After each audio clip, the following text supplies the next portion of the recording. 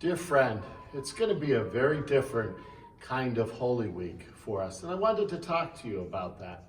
While most of us are thinking that we've never been quarantined like this before, and certainly at Holy Week, I have to admit, I've been down this road before. 2 years ago, I had a fever early in Holy Week because of the flu. And while by Holy Thursday, I was convinced that it was gone and it was okay, the good doctors in our parish that I consulted, they told me, no, Father, you really have to be concerned, not only about your own health, but about the health of others as well. And for the health of others, you need to stay home until you're fever-free for a while. I was able to join the parish again on Holy Saturday and to celebrate the Easter Vigil. But boy, Holy Thursday and Good Friday, they were very difficult for me. As Father Bill carried the Eucharist down the driveway, I was kneeling in the window of my room and praying with all my heart. I don't know that they were grace-filled days because I don't know that I opened myself up. I just felt horrible about the situation, and I just wanted to be there. But I've also been down this road one other time.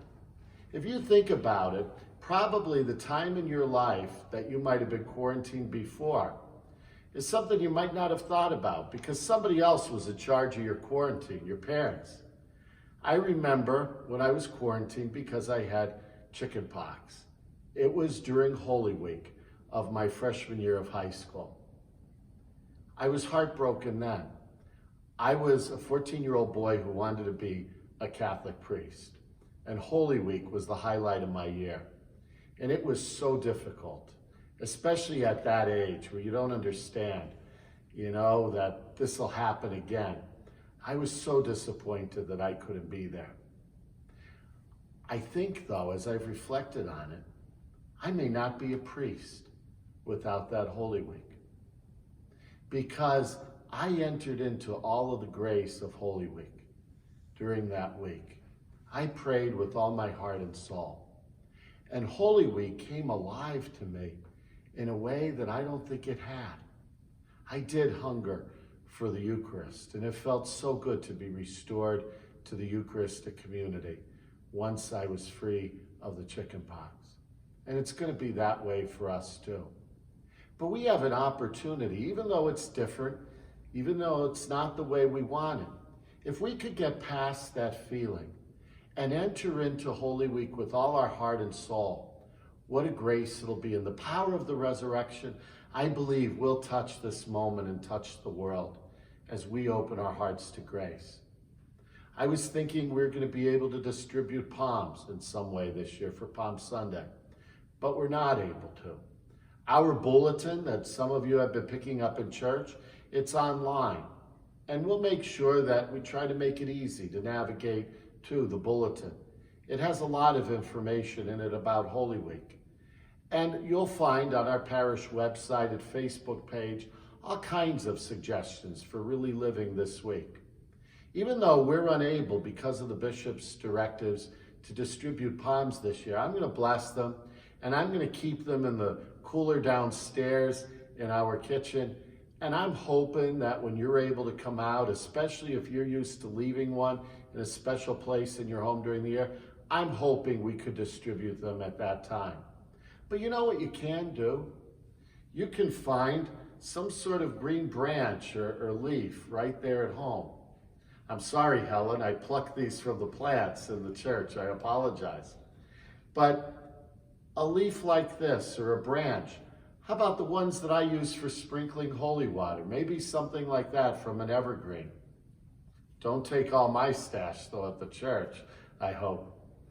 But I would recommend, perhaps, as some have said, placing some greens like this on the door of your house or in a window or on the table. And I'd say have one at that Mass. I believe that just as we've seen at daily Mass, our bishop, and now myself as your pastor, and we see the Holy Father giving blessings, I hope that you'll recognize God's blessing in your home as you hold that branch in your hands at home. Think about it this way. Whenever the priest blesses, it's really Christ who blesses. And as we share in his cross right now, in such a powerful way, he's with us. He's united with us in our suffering. He's present in our homes. And I believe the power of his blessing is there. When I was a boy, I was taught to hold the palm branch in my hand as the Passion was proclaimed.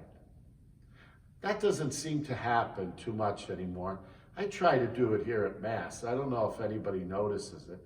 I think it's a beautiful way of showing what side you're on, that you're a side of those who believe and acclaim Christ as Savior and King and Lord.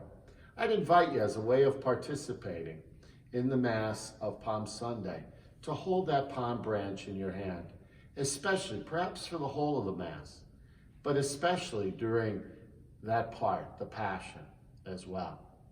Making a spiritual communion is going to be very important during the liturgies of Holy Week this year. Also, making a perfect act of contrition. Check out our website and the Facebook page. Our Holy Father has indicated that tremendous grace and God's mercy that can reach us by making a perfect act of contrition, with the resolve to go to confession when the pandemic is over and we're able to go back to celebrating the sacraments in church. On Holy Thursday, you'll find information again that we're offering on how you might participate at home. I wanted to give this message so that you could prepare. Perhaps you can have a bell in your home that you could find. And during the Gloria on Holy Thursday, at the evening Mass of the Lord's Supper, and at the Great Easter Vigil, we ring a bell during that Gloria. Participate with it at home by sharing in that. At home, you could do something on Holy Thursday that this year we're prohibited from doing in church. If you've been staying at home with your close family members during this whole time and having close contact with each other, you can wash each other's feet. We'll have up on our website some resources. The Liturgical Press has given a wonderful resource about living Holy Week at home. It even has a text for doing this. It says, for instance, when you wash the feet of your children, you might say something like, I love you, love one another. Be kind to one another and help others. Be kind. It's a beautiful formula. It'd be beautiful to have that experience at home. Even at the end of the evening Mass of the Lord's Supper, as we strip the altar, perhaps at home you could strip the family table. You could make it a little bit more bare for the austere day of fasting and abstinence that Good Friday is, and then festively decorate it on Easter Sunday. I recommend that even though we're at home, dress up, wear your Easter best on Easter Sunday. Decorate that table well. Feast with all your heart and soul. Sing that wonderful word that we haven't been using during these days of Lent. Let it fill your day on Easter Day. If you have holy water at home, why don't you bless yourself with that during the Easter Vigil? If you don't, maybe you want to make a part of your festive decorations. Something like that, something like a bowl of water in the middle of the table. Decorate Easter eggs with all your heart and soul. Put your best into it. Maybe make a banner that says Christ is risen. Maybe let that adorn your window or your door. Show your faith manifested in these days. I invite you on Good Friday to really enter into the uniqueness of that day. And I want to speak for a moment about that. That's the hardest day for us to face.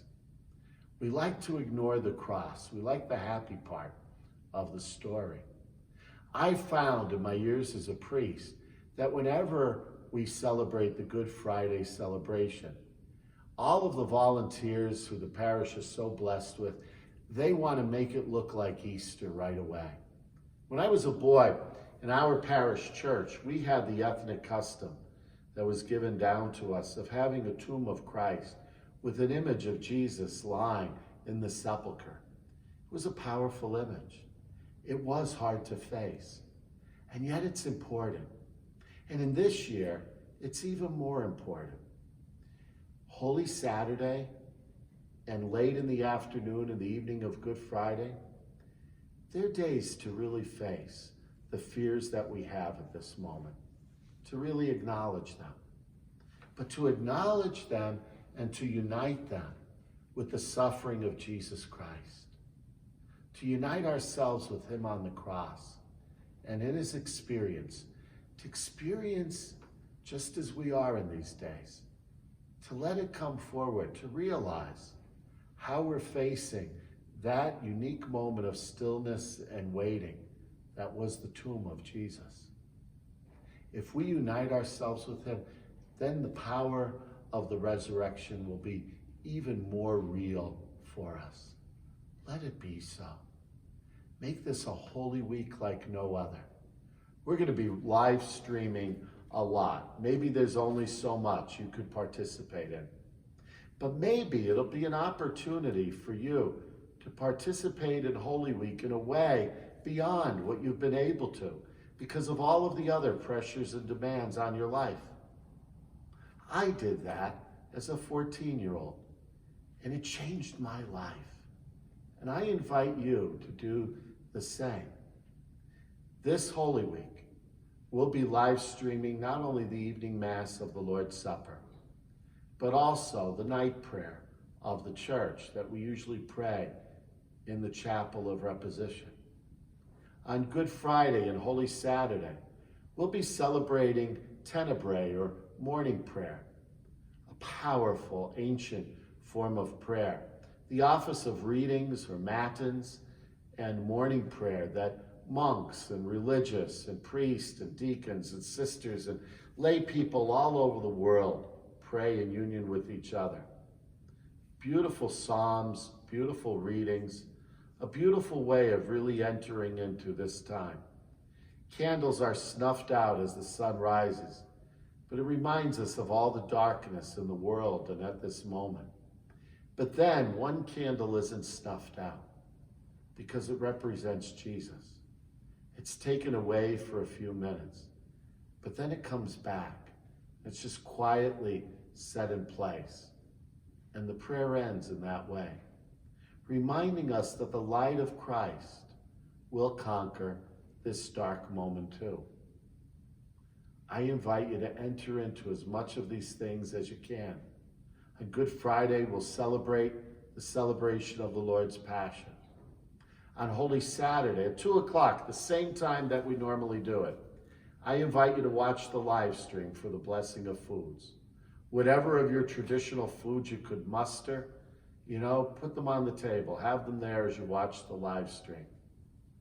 Also, if you don't have that custom, maybe what you are going to eat, or one piece of it on Easter Day as your first meal of Easter. Maybe you have the kids' Easter baskets there to be blessed. Even if you've never participated in that, it's a beautiful experience, and this is your opportunity. And that'll be up in video afterwards. We'll have the Great Easter Vigil celebrated here at 8 o'clock. It'll be live streamed. It'll be available afterwards. And then at 9 o'clock on Easter morning, we'll celebrate the Mass of Easter Day. It'll be live streamed. It'll be available in video form afterwards for you. And then, may we be prepared at those liturgies of Easter to really say that we believe with all our heart and soul. We believe in God. We believe that God's mercy is surrounding us even now. We believe that God will bring an end to this, and that he is going to bring grace and blessing from this moment somehow. I think he's going to help us to live more grateful lives and to be mindful of all of the blessings that are ours. May it be so. Be prepared to renew those baptismal promises with all your heart and soul. And I can tell you this, it's going to be very hard not to sprinkle you with holy water on Easter, but I can promise you, whether it's the Easter season or later, I can't wait for that first Sunday Mass that we're together. And you can be sure that I'll be sprinkling holy water lavishly. God bless you, and may God make this a grace-filled Holy Week.